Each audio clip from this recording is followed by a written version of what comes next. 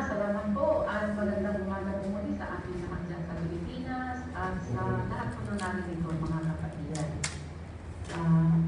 Ating pong tutunghayan ang isa pong pangyayari po noong nandito pa po si Jesus sa lupa, kung paano po niya pinatunayan o ipinakita na ang kanya pong grasya o ang kanya pong biyaya ay napakalalim. No one can measure po. Pero bago po tayo pumunta doon, syempre yan na po. Minsan po, Panginoon, salamat. Dinulog po namin ito yung masalita mo na bas-basan mo po yung empowerment. Habang binibigkas po, habang binabasa po, dalangin po namin that we just quicken in the hearts of the hearers. At ikaw po ang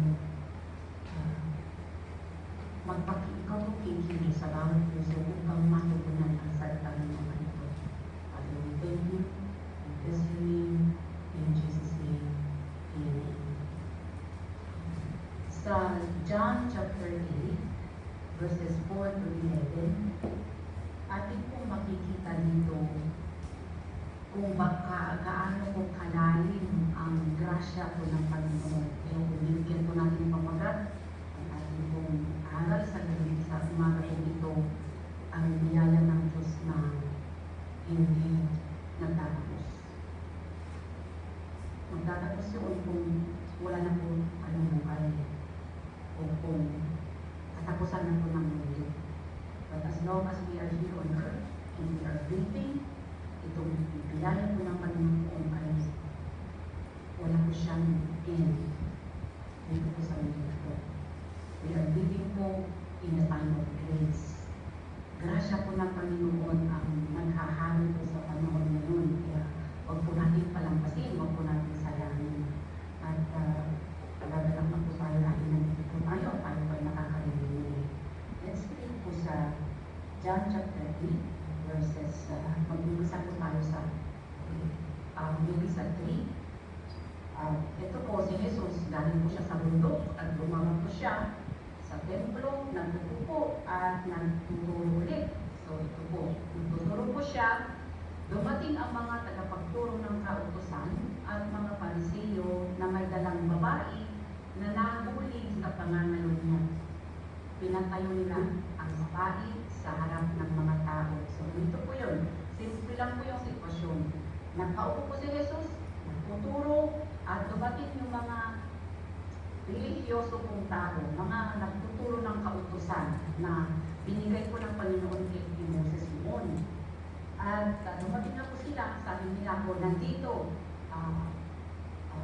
ito po siya, dinala po kay Jesus ang babae na huli sa akto ng panangalo niya.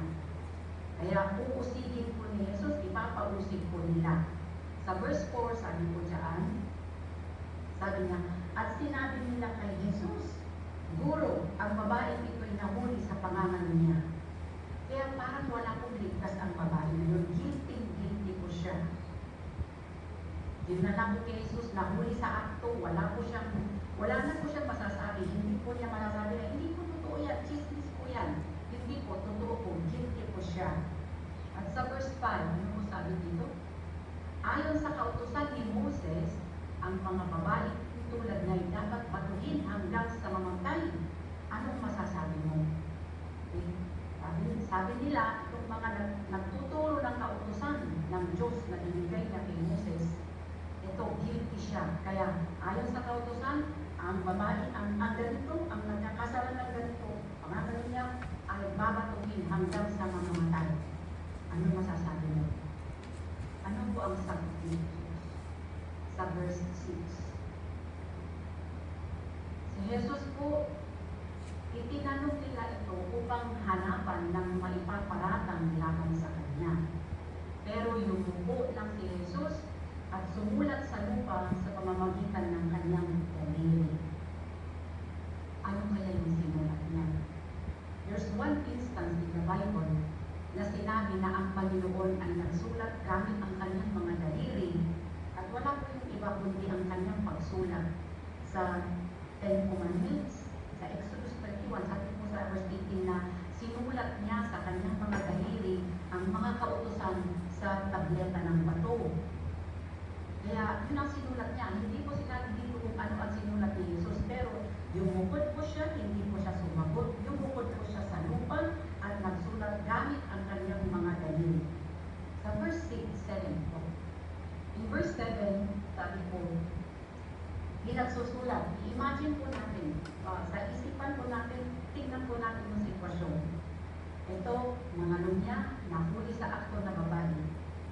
Dinala kay Jesus at sabi ito, ayon sa kautusan, babatuhin siya hanggang mamamatay. Ano masasabi mo?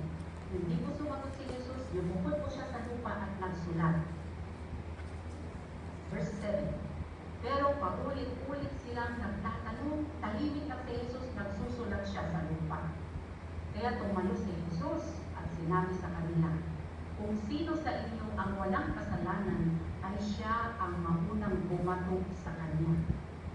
Sa talata po ito, pwede pong bigyan tayo ng kaunawaan kung ano po yung mga sinulat ni Jesus. Marahil ang sinulat ni Jesus ay pareho sa sinulat ng Diyos sa pamamagitan ng kanyang mga daliri sa 10 kautusan. Kasi yung 10 kautusan, meron po doon, number 7 po yung huwag pangalunya. Number 6 yung huwag mamamatay ng tao. Nasulat po doon, siguro, yung kautusan na yun, sinulat ni Jesus sa lupa at nabasa ng mga tao, ng mga nagtuturo. Alam po nila yun. Pero sinadya kong sinulat ni Jesus, sabi niya, tingnan ninyo. At sabi po sa verse 8, at muli siyang yumuko at nagsulat sa lupa. And we go back to verse 7. Let's go back to verse 7 po, sabi niya, paulit-ulit silang nagtatanong. Kaya tumayo si Jesus at sinabi sa kanila, kung sino sa inyo ang walang kasalanan ay siya ang maunang magbato sa kanya. Okay, sa inyo, mga perfecto ba kayo, mga walang kasalanan, yumuko kayo, tingnan niyo kung ano yung sinusulat ko, parang ganun po. Kasi pagkasabi po niya sa verse 8, tinuloy po niyang yumuko at nagsulat. Tinuloy po niya yung pagsusulat. Ano po nangyari pagkatapos po nun? Kung intindi po natin na yung sinulat ni Jesus ay yung kautusan na sinulat ng Panginoon sa tableta ng bato at binigay niya kay Moses, ito po ang mga yun, mahalin ng Diyos sa lahat ng puso, lahat ng kaisipan, lahat ng lakas, at huwag do not treat the name of the Lord in vain, at i-honor ang Sabbath day, kaya kailangan magsamba tayo, bigyan siya ng isang araw, huwag gumawa ng ribulto, mga ganun pa. At yung para naman sa tao, huwag pumatay ng tao, huwag mangalunya, huwag magnakaw. Siguro lahat yun ang sinulat ni Jesus. At sa mga sinulat niya, sinabi doon na huwag mamamatay ng tao.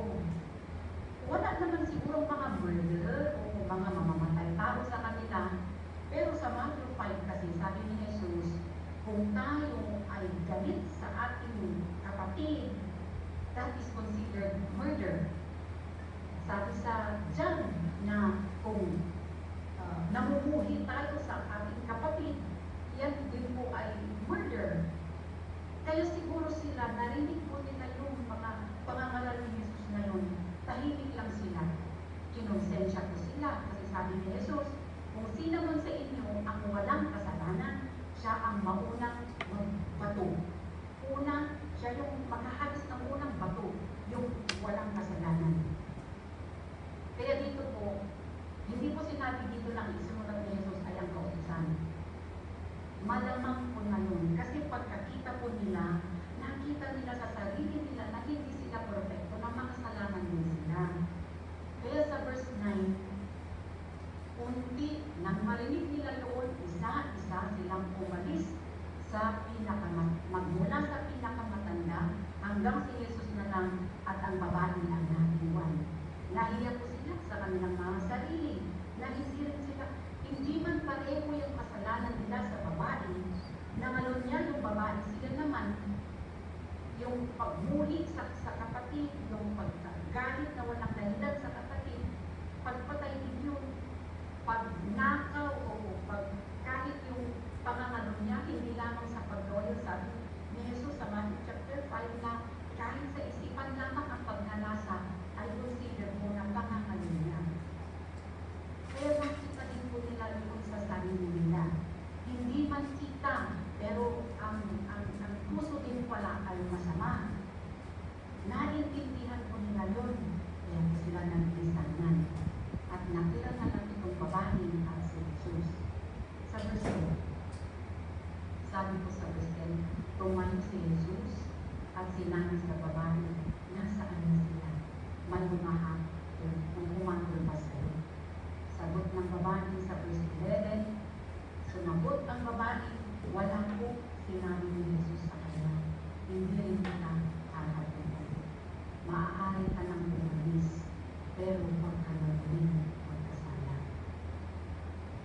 Kita po natin dito, kahit akto, kahit huli sa akto, kahit guilty, kahit ginawa, hindi akusado lang, hindi haka-haka lang, talagang ginawa, talagang nagkasala, guilty. Kita po natin dito, tinatawag po siya ni Jesus. Ipinagtanggol po siya ni Jesus sa mga tao na gusto magpanusa po sa kanya. Kita po natin dito ang napakalaking puso po ni Jesus. At itong puso po na ipinamalas po ni Jesus sa babaeng ito sa kanyang kapanahunan ay pareho pong puso na tumitingin po sa atin sa araw na ito. Sa inyo po dyan mga kapatid, kung bakit po kayo nasadlak po sa likod po ng rehas na yan, marahil guilty. Kung ano man ang dahilan na napunta po kayo dyan, maybe guilty, maybe some are not. At ang Panginoon sa mga hindi naman totoo nagkasala at nandiyan, hindi po natutulog ang Diyos. Malalim po, and God will make a way na mapupunta rin sa iyo ang katarungan. Pero sa mga guilty po,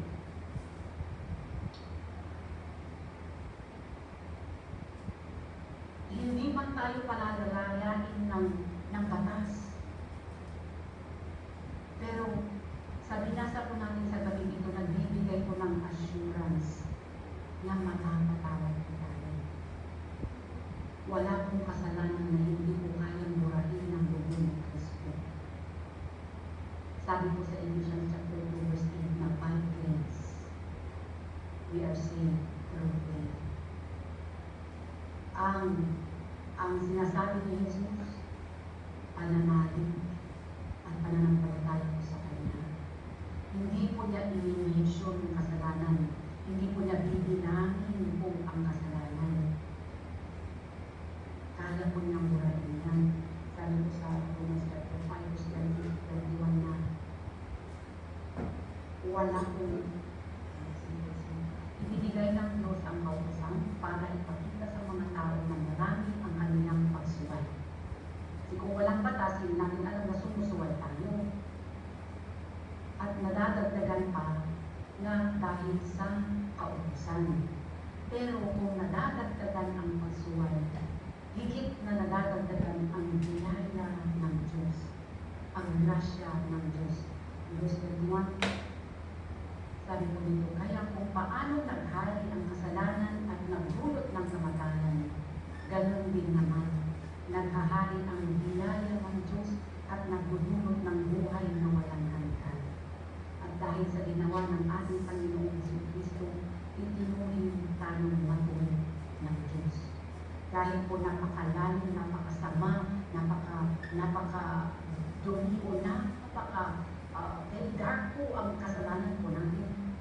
Kaya po burahin ng Lord ng Kristo. Grasya, biyaya po ng Panginoon. Kaya po tayong ituwid.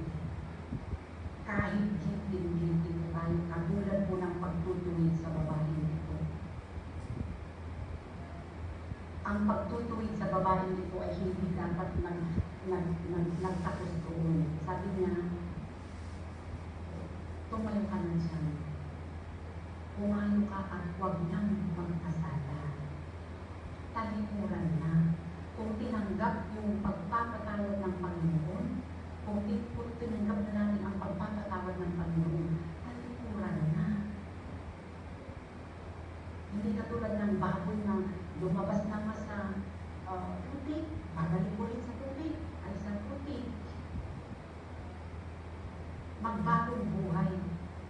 Pag binigyan po tayo ng Panginoon ng chance na ituwid ang ating buhay, hindi po natin kayang ituwid, hindi po natin kayang na iwasto kahit ang ating pag-iisip. Pero po yan ang nabagigin po ng Panginoon sa pamamagitan niya po ng pananalig kay Kristo. Kasi po tayo po nangaling sa Kanya, gawin po natin siyang itanggapin po siya bilang tagapagligtas at ating Panginoon sa ating buhay.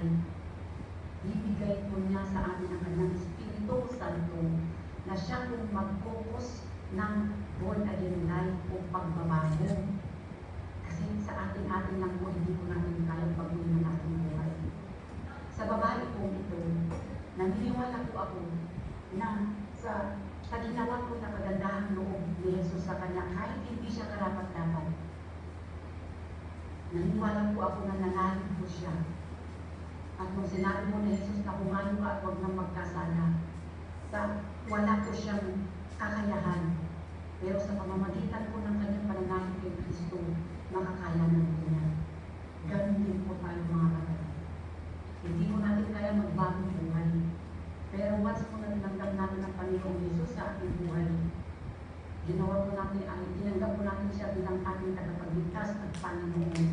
Siya na po ang siya na po ang kikilos sa ating buhay at babaguhin po niya inside out. Bibigyan po niya tayo ng bagong kaisipan, bagong puso.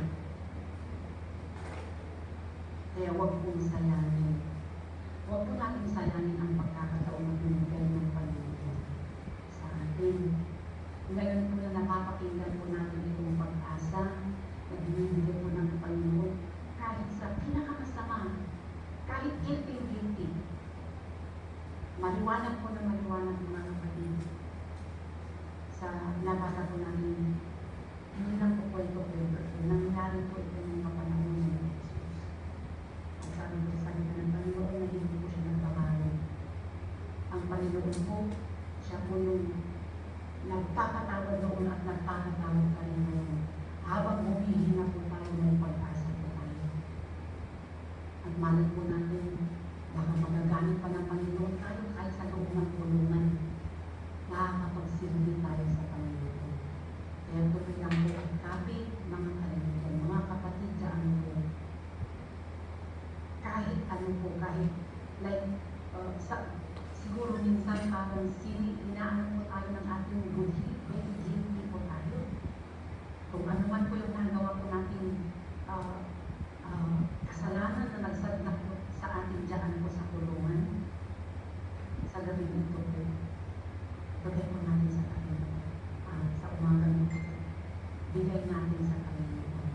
Katulad po ng katahimikan na po natin itong babae ito, hindi po siya tumiglas, hindi po siya, wala po dito, basta tahimik naman po siya, nagpakumbaba.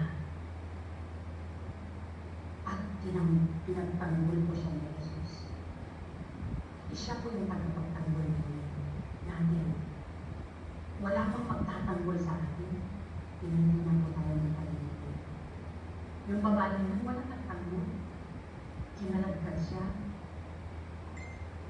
Gusto siyang paguhin hanggang mamatay, pero umalit na pagtanggol. Tayo din po. Dahil sa kung nakakaramdaman tayo ng pagkabi, nakakaramdaman naman tayo ng hindi maganda, kahit sa loob po, huwag po mawalan ng pag-asa. Nandyan po ang Panginoon. Nandyan po. Nandyan lang siya. It's just around. Lalo namin mga po ngayon, na nandun na po siya sa langit at ang kanyang espiritu na ang nandito.